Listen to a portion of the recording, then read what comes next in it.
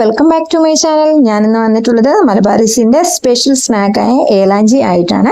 ഇത് പല പേരിൽ അറിയപ്പെടാറുണ്ട്. ഏലാഞ്ചി, മുട്ടക്കുഴലപ്പം, മയ്യത്തപ്പം, അങ്ങനെ ഒരുപാട് പേരിൽ ഇത് അറിയപ്പെടാറുണ്ട്. നല്ല സ്പെഷ്യൽ റെസിപ്പിയാണ്.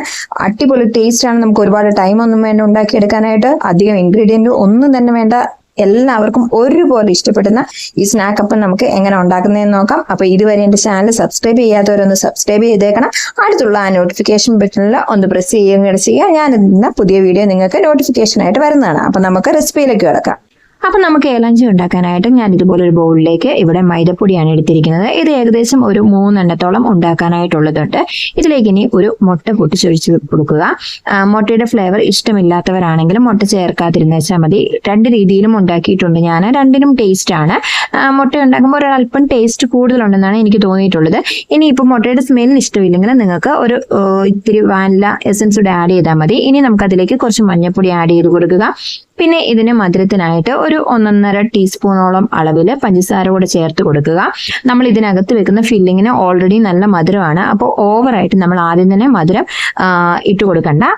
ഈ അളവിൽ ഇട്ട് കൊടുത്തിട്ട് നമുക്ക് ഇതിനെ നന്നായിട്ടൊന്ന് മിക്സ് ചെയ്തെടുക്കണം. ആദ്യം ഈ പഞ്ചസാരയും ഈ മുട്ടയും മൈദയും കൂടെ ഒന്ന് നന്നായിട്ട് മിക്സ് ആക്കി എടുക്കുക. ഇനി അതിലേക്ക് നമുക്ക് ആവശ്യത്തിന് വെള്ളം ചേർത്ത് കൊടുത്ത് ഇത് നമുക്ക് ദോശയുടെയൊക്കെ ഒരു ബാറ്റർ പോലെ ഒന്ന് കുഴച്ചെടുക്കണം. നമ്മൾ ആദ്യം ഒന്നിച്ച് വെള്ളം ഒഴിക്കേണ്ട.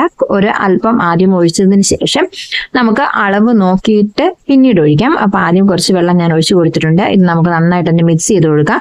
ഒരു ഫോർക്ക് വെച്ചിട്ടാണേലും മതി. നമുക്ക് കട്ടയില്ലാതെ ഈ മിക്സ് ഒന്ന് നന്നായിട്ട് മിക്സ് ചെയ്ത് കിട്ടിയാച്ചാൽ മതി. ഇനിയിപ്പം ഒരു അല്പം കൂടെ വെള്ളം കൂടെ വേണം. അതും കൂടെ ചേർത്ത് കൊടുത്തിട്ട് നമുക്കിത് നന്നായിട്ട് പ്രത്യേകം ശ്രദ്ധിക്കേണ്ടത്, നമുക്ക് ഒരുപാട് ലൂസായിട്ട് ഇത് മിക്സ് ചെയ്തെടുക്കരുത്. നമുക്കിത് ഇത്തിരി തിക്കായിട്ട് വേണം നമ്മളിത് പ്രിപ്പയർ ചെയ്തെടുക്കാനായിട്ട്. അപ്പൊ ഈ ഒരു കൺസിസ്റ്റൻസിയിൽ നമ്മളിത് ഉണ്ടാക്കി വെക്കുക. ഇനി നമുക്ക് ഏലാഞ്ചിക്കുള്ള ഫില്ലിങ് തയ്യാറാക്കാനായിട്ട് നമുക്കൊരു പാനിലേക്ക് കുറച്ച് നെയ്യിൽ ടേസ്റ്റ് ഇഷ്ടമില്ലാത്തവർ ചേർക്കണ്ട. ഇതിപ്പോൾ നമുക്ക് കുറച്ച് കാഷ്നട്ടും കിസ്മിസും ജസ്റ്റ് ഒന്ന് ഫ്രൈ ചെയ്തെടുക്കണം. അതുകൊണ്ടാണ് ഞാൻ നെയ്യ് ഒഴിച്ചത്. ഇവിടെ മോൻ അത്രയ്ക്ക് ഇഷ്ടമല്ല നെയ്യ് ചേർക്കുന്നത്.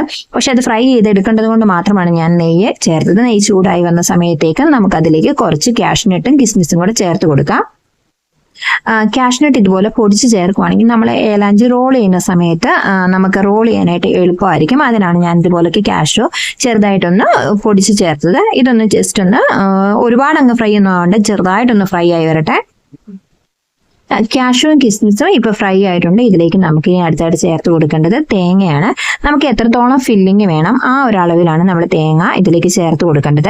തേങ്ങയോടെ ചേർത്ത് കൊടുത്തതിന് ശേഷം നമുക്ക് നന്നായിട്ടൊന്ന് ഇളക്കി ഈ തേങ്ങയുടെ ആ ഒരു വെള്ളമയൊക്കെ ഒന്ന് ചെറുതായിട്ട് മാറുന്നത് വരെ ഒന്ന് ഇളക്കി കൊടുക്കാം. ഒരുപാട് നേരമൊന്നും ഇത് ഗ്യാസിൽ വെക്കേണ്ട കാര്യമൊന്നുമില്ല. ഇത് പെട്ടെന്ന് തന്നെ ആയി കിട്ടുന്നതാണ് ഫില്ലിങ്.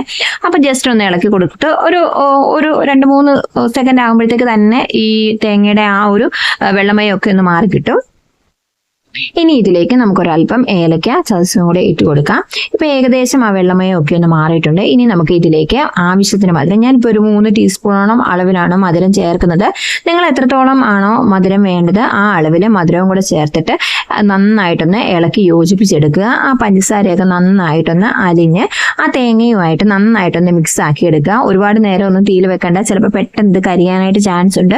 അപ്പൊ പിന്നെ ഇതെല്ലാം നമ്മൾ ലോ ഫ്ലെയിമിൽ ഇട്ടേ ചെയ്യാവുള്ളൂ. ഹൈ ഫ്ലെയിമിൽ ഒന്നും ഇട്ട് ചെയ്യരുത്, പെട്ടെന്ന് കരിഞ്ഞു പോകും. തേങ്ങയൊക്കെ ആണെങ്കിലും ഒരുപാട് അങ്ങ് മൂത്ത് പോകും. അപ്പൊ നമുക്കതൊരു ടേസ്റ്റ് തന്നെ അതിന്റെ മാറിപ്പോകും. അപ്പൊ ലോ ഫ്ലെയിമിലിട്ട് പെട്ടെന്ന് തന്നെ ഇത് മിക്സ് ആയിട്ട് വരുന്നതാണ്. ആ പഞ്ചസാരയൊക്കെ ഒന്ന് മെൽറ്റായി ആ തേങ്ങയിൽ ആ പഞ്ചസാരയൊക്കെ നന്നായിട്ടൊന്ന് പിടിക്കണം, അത്രേ ഉള്ളൂ. ഇപ്പൊ ഏകദേശം നന്നായിട്ട് പഞ്ചസാര അലിഞ്ഞു തുടങ്ങിയിട്ടുണ്ട്. ഇപ്പൊ നമ്മുടെ തേങ്ങയിൽ നന്നായിട്ട് പഞ്ചസാരയൊക്കെ പിടിച്ച് നെയ്യും ഒക്കെ നല്ല രീതിയിലായിട്ടുണ്ട്. ഇത് ഇത്ര മതി. നമുക്കിത് ഓഫ് ചെയ്ത് വെക്കാം. ഇനി നമുക്ക് ദോശ ഇതിനായിട്ടുള്ളത് പ്രിപ്പയർ ചെയ്തെടുക്കാം. നമ്മൾ ഒരുപാട് നൈസായിട്ട് പരത്തരുത്. ഒരു അത്യാവശ്യം ഇച്ചിരി തിക്നെസ് വേണം. കാരണം നമ്മൾ ഇത് റോൾ ചെയ്യുന്ന സമയത്ത് ഒരുപാട് നൈസായി കഴിഞ്ഞാൽ പെട്ടെന്ന് നമ്മുടെ ഇത് പൊട്ടിപ്പോകാനായിട്ട് ചാൻസ് ഉണ്ട്. അതുകൊണ്ട് ഒരു മീഡിയം തിക്നെസ്സിൽ, ഒരുപാട് അങ്ങ് നൈസായിട്ട് പരത്താതെ മീഡിയം തിക്നെസ്സിൽ വേണം നമ്മളിത് പ്രിപ്പയർ ചെയ്തെടുക്കാനായിട്ട്. ഇത് പെട്ടെന്ന് തന്നെ മൈദയായതുകൊണ്ട് പെട്ടെന്ന് തന്നെ ഇത് നമുക്ക് ആക്കിയെടുക്കാവുന്നതേ ഉള്ളൂ. അപ്പൊ ഇതൊന്ന് പെട്ടെന്ന് ഞാനൊന്ന് ചുട്ടെടുത്തിട്ട് വരാം. ഒരു സൈഡ് ഇവിടെ ഇപ്പം ആയിട്ടുണ്ട്. ഇതൊന്ന് നമുക്ക് തിരിച്ചിട്ട് കൊടുക്കാം. ഇപ്പൊ ഇത് 2 സൈഡും നന്നായിട്ട് ആയിട്ടുണ്ട്. നമുക്ക് ഇത് മറ്റൊരു പാത്രത്തിലേക്ക് മാറ്റിയിട്ട് ബാക്കിയുള്ള മാവും കൂടെ ഇതുപോലെ പ്രിപ്പയർ ചെയ്തെടുക്കാം. ഞാനിവിടെ ഇപ്പോൾ ഒരു 3 എണ്ണമാണ് പ്രിപ്പയർ ചെയ്തെടുക്കുന്നത്. നിങ്ങൾക്ക് എത്രത്തോളം അളവിലാണോ വേണ്ടത് ആ അളവിൽ വേണം നിങ്ങൾ മാവ് പ്രിപ്പയർ ചെയ്യുന്ന സമയത്ത് മൈദ എടുക്കാനായിട്ട്. അതിനനുസരിച്ച് നിങ്ങൾ മുട്ടയുടെ അളവും കൂട്ടിയെടുക്കുക. ഇനിയിപ്പം നമുക്ക് ഏലാഞ്ചി പ്രിപ്പയർ ചെയ്തെടുക്കാം. അതിനായിട്ട് ആദ്യം തന്നെ നമ്മളുടെ ആ മൈദ കൊണ്ടുണ്ടാക്കിയ ആ ഒരു ദോശ നമുക്ക് ഒരു പ്ലേറ്റിലേക്ക് വെച്ച് കൊടുക്കാം. ഇനി അതിന് മുകളിലേക്ക് നമ്മൾ പ്രിപ്പയർ ചെയ്ത ആ മിക്സ് ഏകദേശം ഒരു സൈഡ് കണ്ട് സെൻറ്റർ ഭാഗത്തായിട്ട് നമ്മൾ നല്ല രീതിയിൽ വെച്ച് കൊടുക്കുക. നമ്മൾ ഒരുപാട് സൈഡിലോട്ട് വെക്കണ്ട. നമ്മൾ റോൾ ചെയ്യുന്ന സമയത്ത് ചിലപ്പോൾ പുറത്തേക്ക് പോകാൻ ചാൻസ് ഉണ്ട്. അതുകൊണ്ട് നമ്മൾ ഏകദേശം ഒരു സൈഡ് ഭാഗം കണ്ട് സെൻട്രലായിട്ട് നന്നായിട്ട് തിക്കായിട്ട് ചെയ്യുക. എന്നിട്ട് ഇതുപോലെ നന്നായിട്ട് റോൾ ചെയ്തെടുക്കുക. നല്ല എത്രത്തോളം നമുക്ക് ടൈറ്റിൽ റോൾ ചെയ്യാൻ പറ്റും അത്രത്തോളം ടൈറ്റ്നെസ്സിൽ റോൾ ചെയ്തെടുക്കുക. ഇപ്പൊ നമുക്ക് ഒരെണ്ണം ആയിട്ടുണ്ട്. ഇതുപോലെ ബാക്കിയുള്ള എല്ലാം നമുക്ക് പ്രിപ്പയർ ചെയ്തെടുക്കാം. ഫില്ലിംഗ് ഒക്കെ നമ്മുടെ ആവശ്യം അനുസരിച്ചാണ് നമ്മൾ അകത്ത് വെക്കുന്നത്. ഒരുപാട് വേണ്ടാത്തവർ ഒരുപാട് വെക്കണ്ട. ചിലർക്ക് ഒരുപാട് വെക്കുന്നതാണ് ഇഷ്ടം. എത്രത്തോളം ക്വാണ്ടിറ്റിയിലാണ് നിങ്ങൾക്ക് വേണ്ടത് ആ ഒരു അളവിൽ വെച്ച് കൊടുത്തേച്ചാൽ മതി. ഇപ്പൊ കുട്ടികൾക്കൊക്കെ ആണെങ്കിൽ ഒരുപാട് വെക്കുന്നതാണ് അവർക്ക് ഇഷ്ടം. ഈ തേങ്ങയും പഞ്ചസാരയുടെ ഒക്കെ ആ മധുരം കുട്ടികൾക്ക് വളരെ ഇഷ്ടമാണല്ലോ. അപ്പൊ അവർക്കൊക്കെ ഇത് നല്ല രീതിയിൽ വെച്ച് കൊടുക്കുന്നതാണ് ഇഷ്ടം. ചിലപ്പം മുതിർന്നവർക്ക് അത്രയ്ക്കും മധുരം ഇഷ്ടമില്ലാത്തവരാണെങ്കിൽ അങ്ങനെ വേണ്ട. അങ്ങനെ നമ്മളിവിടെ എല്ലാം ഇവിടെ പ്രിപ്പയർ ചെയ്തെടുത്തിട്ടുണ്ട്.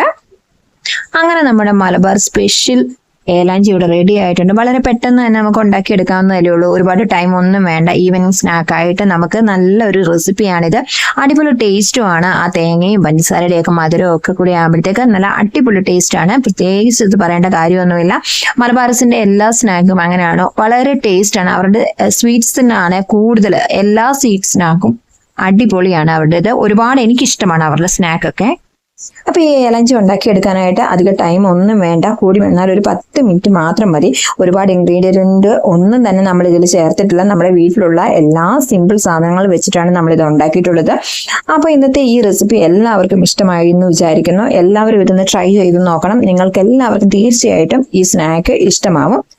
അപ്പൊ എല്ലാവരും നമ്മുടെ ചാനൽ ഒന്ന് ലൈക്ക് ചെയ്യുകയും ഷെയർ ചെയ്യുകയും സബ്സ്ക്രൈബ് ചെയ്യുകയും ചെയ്യുക. ഇതുവരെ തന്നെ സപ്പോർട്ടിന് എല്ലാവർക്കും നന്ദി. ഇനിയും മുന്നോട്ട് നമ്മളെ സപ്പോർട്ട് ചെയ്യുക. അപ്പൊ അടുത്ത ദിവസം മറ്റൊരു പുതിയ വീഡിയോ ആയിട്ട് വരുന്നത് വരെ എല്ലാവർക്കും ബൈ ബൈ.